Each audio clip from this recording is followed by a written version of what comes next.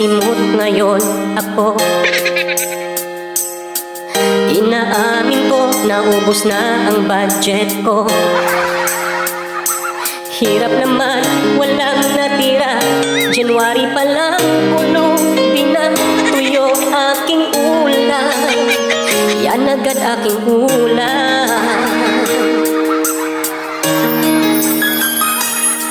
Dapat pansin ko, lagi akong tulala.